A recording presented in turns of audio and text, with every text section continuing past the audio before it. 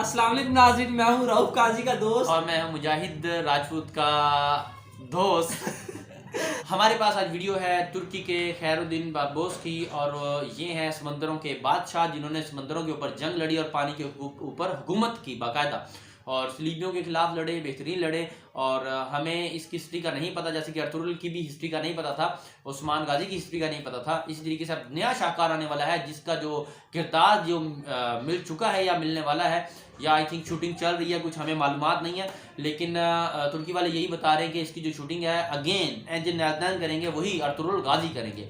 तो चलिए देखते हैं कि इस वीडियो में क्या स्पेशल होने वाला है जो आप लोगों के लिए बेहतर हो। तो फिर अगेन आपसे रिक्वेस्ट है कि हमारी वीडियो को मुकम्मल देखें और चैनल को सब्सक्राइब करें और वीडियो को लाइक करना मत भूलिएगा, और साथ साथ अपने दोस्तों को भी हमारी वीडियो को दिखाना है आप लोगों ने। तो चलिए शुरू करते हैं।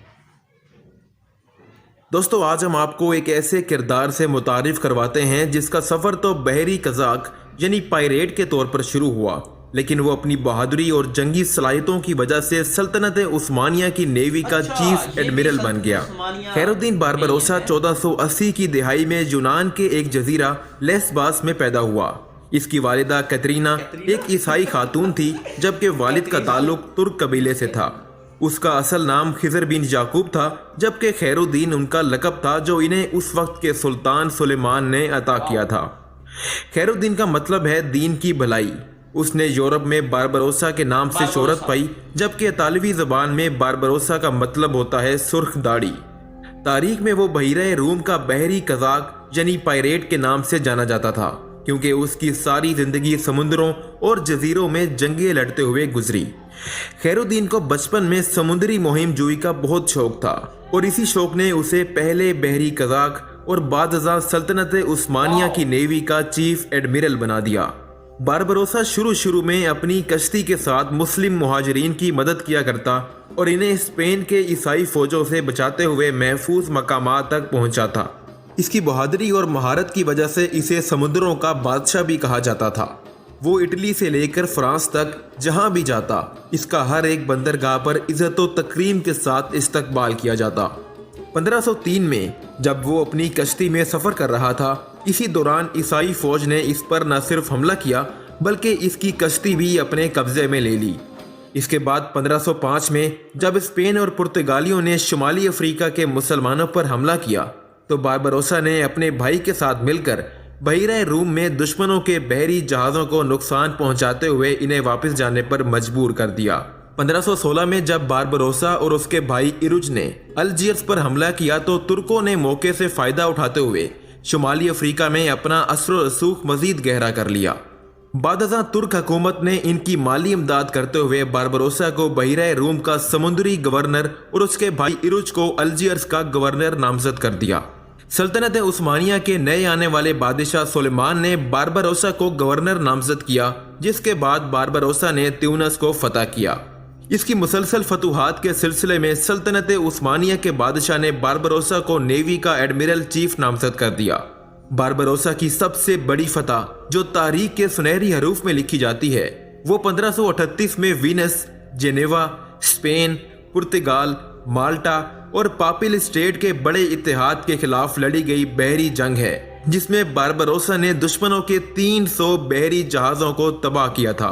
उसकी इस फतह ने तुर्कों पर बहिरे रूम के मशरकी रास्ते खोल दिए थे, जिससे सल्तनत उस्मानिया के मजीद फैलने में मदद मिली।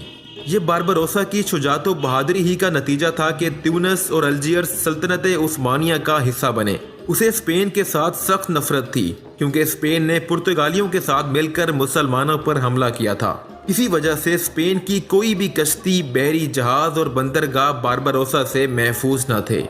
खैरुद्दीन बारबरोसा की बहुत सी लड़ाइयाँ जीतने के बाद आखिरकार ईसाइयों ने हार मान ली और सुल्तान सुलेमान के साथ अमन मुआहदा किया, जिसके मुताबिक वो तुर्कों के इलाकाई फ़वाइद को मानते हुए 3 लाख सोने के सिक्के अदा करेंगे।